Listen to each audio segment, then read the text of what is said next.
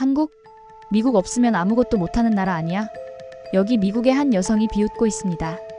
유럽의 저명한 대학에 다니던 그녀가 수업을 통해 한국 역사의 충격적인 진실을 알게 됐다고 하는데요. 그 후 이 여성은 강의장에서 교수와 학생들을 향해 강력하게 소리쳤고 그로 인해 대학교가 발칵 뒤집혔다고 합니다. 과연 어떤 사실이 그녀를 이렇게까지 불붙게 만들었을까요? 지금 바로 알아보겠습니다. 저는 강의실 뒤쪽 의자에 몸을 기댄 채 앉아 있었어요. 에어컨 소리가 너무 크게 울려서 교수님의 말씀을 집중하기 어려웠고 노트에는 필기보다는 낙서가 더 많았어요. 아시아 외교사 수업 첫날이었는데 저는 벌써 수업이 끝나길 바라고 있었답니다. 앞쪽에 서 계신 그레이스 교수님께서는 단정한 머리를 하시고 열정적으로 수업을 진행하셨어요. 교수님께서는 이번 학기에는 현대 역사 속에서 여러 아시아 국가들이 어떻게 외교 전략을 발전시켰는지 살펴볼 거예요 라고 말씀하시며 강당을 둘러보셨는데 마치 제 지루한 마음속까지 들여다보시는 듯 했어요. 저는 미국에서 온 에밀리 왓슨이에요. 부모님께서 국제 경험이 시야를 넓혀줄 것이라고 생각하셔서 이 유럽의 명문 대학에 오게 하셨지만 솔직히 말하면 제 시야는 지금 이 답답한 교실에 갇혀 있는 것처럼 느껴졌어요. 어릴 적 저는 한국은 미국이 구해줬기에 존재하는 작은 나라라는 이야기를 배웠어요. 그래서 저는 한국이 단지 미국의 보호 아래 겨우 살아남은 나라라고만 생각해왔답니다. 핸드폰을 몰래 바라보며 45분이나 남았다는 사실에 한숨을 쉬었어요. 제 오른쪽에는 오리엔테이션 주간에 만난 일본인 친구 사쿠라가 앉아 있었어요. 사쿠라는 집중하는 모습으로 수업에 임했고 저희는 국제관계에 대한 관심 덕분에 금세 가까워졌어요. 지금은 필수 과목인 이 수업을 같이 듣고 있어요. 강의 도중 저는 옆에 앉은 사쿠라에게 한국에 대해 얼마나 아는지 살며시 물었어요. 사쿠라는 잘 모르겠어요. 아시아의 중심이 일본이라는 부분이 중요하죠.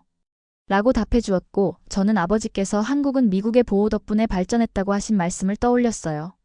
그때 교수님께서 갑자기 거기 두 학생 앞에 나와서 이야기해 보실래요? 라고 물으셨고 저는 얼굴이 벌개져 아니에요. 죄송합니다. 수업에 집중하겠습니다. 라고 대답했어요. 교수님의 눈길이 저에게 머문 후 다시 수업을 진행하셨고 저는 노트를 적는 척하면서 창밖에 굽이치는 언덕, 오래된 돌 건물들, 그리고 눈부시게 파란 하늘을 스케치했어요. 이런 풍경은 멀리 있는 한국이라는 나라에 대한 이야기보다 훨씬 더 매력적으로 느껴졌어요. 제 머릿속에서는 세계의 위계가 분명했어요. 미국이 최고라고 믿었고 그 다음에는 중국, 러시아, 유럽연합, 그리고 아시아에서는 일본이 중요한 나라였어요. 한국은 그저 거대한 강대국들 사이에 낀 작은 반도에 불과했어요. 제가 알고 있던 한 가지는 캠퍼스에서 만난 한국 학생들이 언제나 깨끗한 피부와 멋진 옷차림으로 단체로 다니며 소셜미디어에 끊임없이 사진을 올리는 모습이었고 한국은 좋은 휴대폰과 멋진 팝 음악을 만들 뿐이라는 것이었어요. 교실의 조명이 어두워지며 교수님께서 슬라이드쇼를 시작하셨고 화면에는 지도, 오래된 사진, 그리고 문서들이 차례차례 나타났어요. 그러던 중 한 장의 사진이 제 시선을 사로잡았는데 그 사진에는 단정한 정장을 입은 엄격한 표정의 남성이 훨씬 키가 큰 미국 군 장교들 사이에 당당하게 서 있는 모습이 담겨 있었어요.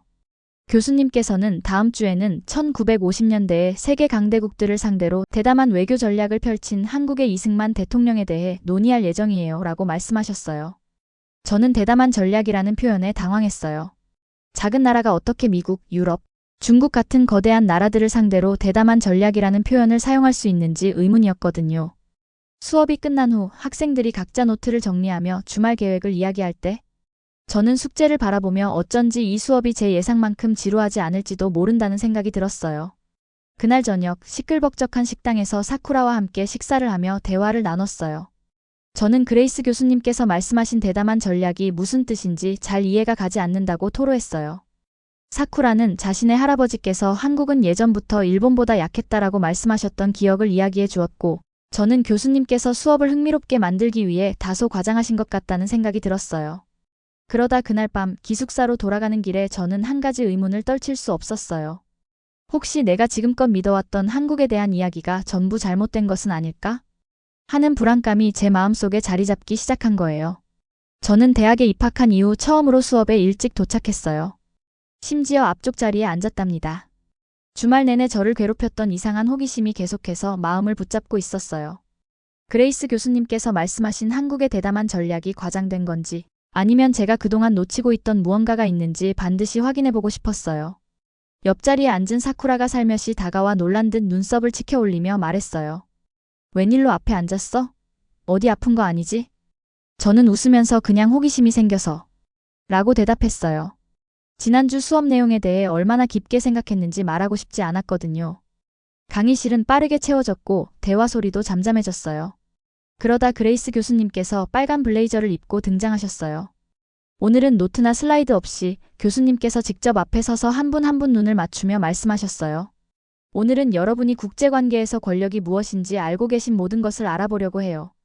라고 교수님께서 말씀하셨을 때 제 심장은 빠르게 뛰기 시작했어요. 교수님의 어조가 저를 곧바로 집중하게 만들었거든요. 1953년 한국 전쟁이 끝난 직후 그레이스 교수님께서 계속 말씀하셨어요. 세계에서 가장 강력한 나라인 미국은 북한과 중국과의 휴전을 확정짓고자 했어요. 그런데 혹시 여러분 중에 한국의 이승만 대통령은 어떻게 하셨는지 아시는 분 계신가요? 교실은 조용해졌어요. 물론 저도 몰랐어요. 이승만 대통령은 그 제안을 반대하셨어요. 라고 교수님께서 말씀이 끝나자 그 말이 공기 중에 무겁게 울려 퍼졌어요. 전쟁으로 피폐해진 나라를 이끌던 대통령이 미국의 의사에 정면으로 도전한 거예요. 잠깐 이게 뭐죠? 고등학교 때 배운 내용과 전혀 달랐어요. 교과서에서는 한국이 미국의 도움에 대해 고마워하는 나라로만 그려졌거든요. 정전 협상에서 가장 큰 쟁점은 전쟁포로 반환 문제였어요. 라고 교수님께서 자세히 설명하셨어요. 북한과 중국은 모든 군인을 돌려보내길 원했지만 많은 전쟁 포로들은 공산 정권으로 돌아가기를 거부했어요. 교수님께서는 천천히 강단 앞을 걸으시며 눈빛을 날카롭게 보내셨어요.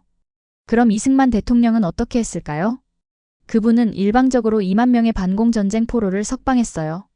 교실 곳곳에서 놀라는 탄성이 터졌고 저는 입을 다물고 말문이 막혔어요. 이 정도라면 정말 대단한 일이었어요. 이것이 바로 이승만 대통령이 보내신 메시지였어요. 대한민국과 상호방위 조약을 체결하고 그렇지 않은 경우 전쟁이라는 것이었죠. 라고 교수님께서 목소리를 한층 높이며 강조하셨어요. 결국 이 전략은 세계에서 가장 강력한 초강대국 미국을 궁지에 몰아넣은 셈이었어요. 저는 믿을 수 없었어요. 그토록 작다고 여겼던 나라가 미국의 결정을 뒤집어 놓다니요. 저의 마음은 이미 혼란스러웠어요. 그리고 효과가 있었다는 겁니다.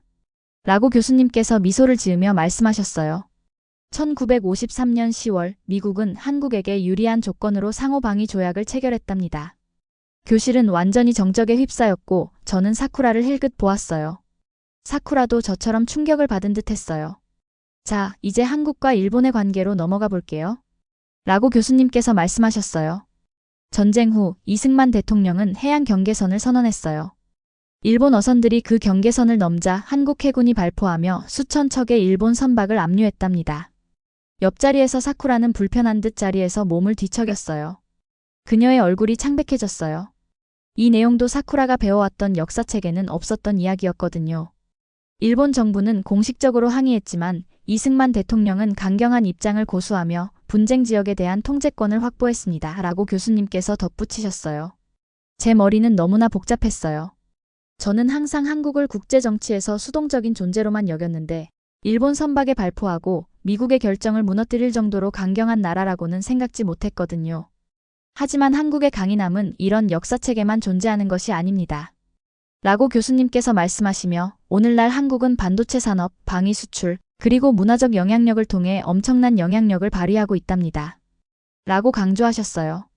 이후의 강의는 삼성과 SK하이닉스가 전 세계 반도체 시장을 장악하고 한국의 탱크와 포병이 전 세계로 수출되며 한국 대중문화가 불처럼 전 세계에 퍼져나간다는 내용 등 제가 알고 있던 모든 것을 부정하는 정보들로 가득 찼어요. 종이 울렸을 때 저는 자리에서 일어나지 못하고 그 모든 내용을 곱씹으며 멍하니 앉아 있었어요. 괜찮아? 라고 사쿠라가 조용히 물었어요. 정말 몰랐어. 라고 속삭이며 천천히 책을 정리했어요. 항상 한국은 말을 잇지 못하고 멈춰버렸어요. 미국 뒤에 숨어있는 나라라고? 라고 사쿠라가 제 생각을 대신 말해주었어요. 그래, 맞아. 라고 말하며 저는 고개를 끄덕였어요. 하지만 그들은 누구도 따라다니지 않았어. 그들만의 길을 걷고 있었던 거야. 밖으로 나서자 캠퍼스는 예전과 다름없이 고즈넉한 고목과 오래된 돌건물, 그리고 다음 수업으로 향하는 학생들로 가득했어요. 하지만 제 안에서는 뭔가가 달라졌어요. 처음으로 제가 잘못 알고 있었던 다른 사실들이 무엇일지 의문을 갖게 된 거예요. 도서관에 가려고? 라고 사쿠라가 메인 쿼드에 도착하며 물었어요. 응, 그럴까 해. 이 모든 게 정말 사실인지 알아봐야겠어. 라고 저는 이미 마음속으로 대여할 책들을 떠올리며 말했어요. 따스한 햇살이 제 얼굴을 감싸주던 그 순간 저는 도서관의 거대한 돌문을 향해 발걸음을 옮겼어요. 지난주에 품었던 그 호기심이 지금은 훨씬 더 커진 열망으로 바뀌었답니다. 제가 얼마나 한나라에 대해 잘못 알고 있었는지, 그리고 놓치고 있었던 다른 사실들이 무엇인지 반드시 알아내야겠다고 다짐했어요. 한국은 제가 생각했던 그런 나라가 아니었어요. 앞으로 제가 놓치고 있던 진실을 하나씩 밝혀나가야겠어요. 도서관에 들어서자 오래된 책과 커피 냄새가 가득했어요. 저는 목요일 밤을 이렇게 보내본 적이 없었는데요. 보통은 캠퍼스 카페에서 친구들과 피자를 먹곤 했거든요. 그런데 오늘 밤은 역사책과 연구 논문 더미에 둘러싸여 있으니 제 자신이 낯설었어요. 휴대폰에는 친구들이 어디야? 라는 알림들이 쏟아졌지만 저는 무시했어요. 제 앞에 펼쳐진 페이지의 글자들은 그레이스 교수님께서 수업 중에 하신 말씀을 모두 확인시켜 주었어요. 오히려 교수님께서는 한국의 대담한 전략을 조금 축소해서 말씀하신 느낌이었어요. 저는 이승만 대통령의 전략에 대해 여러 번 읽으며 지금껏 이런 이야기를 왜 들어본 적이 없었는지 이해하려고 애썼어요. 옆에서 사쿠라가 다가와 뭐 재미있는 거 찾았어? 라고 물었어요. 저는 고개를 들어 사쿠라가 쌓아놓은 책 더미를 바라보며 엄청나게 많아. 그레이스 교수님께서 하신 말씀이 전부 사실이더라고. 여기 이 책 좀 봐. 라며 한 권을 건네주었어요. 그 책에는 한국이 미국을 상대로 방위조약을 체결하도록 강제로 몰아넣은 과정을 생생하게 설명하고 있었어요. 사쿠라는 아까 할아버지께 전화했었어. 라고 말하고 한숨을 쉬며 자리에 앉았어요. 무슨 이야기 했는데? 라고 제가 물었더니 사쿠라는 할아버지께서 정말 화가 나셨어. 일본 어선 사건이 일본에게는 국가적 모욕이었다고 하셨거든. 이라고 대답했어요. 그 대답에 제가 일본 어선들이 왜 한국 해역에 있었는지 설명해드렸어? 라고 물었을 때 사쿠라는 고개를 저으며 화가 많이 나셔서 말씀도 못 드렸어. 라고 대답하며 눈을 떨궜어요. 잠시 말이 없었어요. 우리 둘 다 지금까지 배운 교육이 한쪽 면만 있었다는 생각에 잠겼거든요. 마치 이야기의 절반만 들은 것 같아. 라고 제가 조용히 말하자 사쿠라는 그 절반도 착각일지도 몰라. 라고 이야기했어요. 그 후 3시간 동안 우리는 각자 조사한 내용을 비교하고 새로운 사실들을 하나둘 찾아내며 한국 역사에 대한 보다 완전한 그림을 그려나갔어요. 배우면 배울수록 저는 놀라움에서 벗어날 수 없었어요. 제가 노트북 화면을 돌리며 사쿠라에게 이것 봐. 한국의 반도체 수출 덕분에 전 세계 기술 시장이 살아가고 있어. 한국 칩 없이는 아이폰도 플레이스테이션도 현대차도 없는 거야. 라고 설명하자 사쿠라는 다른 책을 가리키며 그리고 문화적 영향력도 대단해. 오징어 게임이 1억 4,200만 가구 이상에서 시청됐다는 사실 알고 있었니? 라고 놀라며 말했어요. 저는 우리 엄마는 매주 주말마다 한국 드라마를 보셔. 학교에서 배운 것보다 한국 역사에 대해 더 많이 배우셨다고 하시더라고. 라고 말하며 솔직하게 고백했어요. 도서관 조명이 꺼지기 시작할 무렵 제 머릿속은 오늘 새로 알게 된 정보들로 가득 찼어요. 유럽에 오기 전에는 미국, 중국, 러시아 같은 중요한 나라들만 공부할 줄 알았는데 이제는 전에 무시했던 한국에 대해 계속해서 생각하게 되었어요. 밖으로 나오니 밤 공기가 제 피부에 시원하게 닿았고 고즈넉한 대학 건물들 위로 별들이 흩어져 있었어요. 사쿠라와 저는 기숙사로 돌아가며 편안한 침묵 속에 걸었어요. 그러다가 저는 문득 이번 학기 프로젝트 주제를 한국 외교사로 정해야겠어 라고 결심하며 말했어요. 사쿠라도 작게 미소 지으며 나도 같은 생각이었어. 라고 웃으며 대답했어요.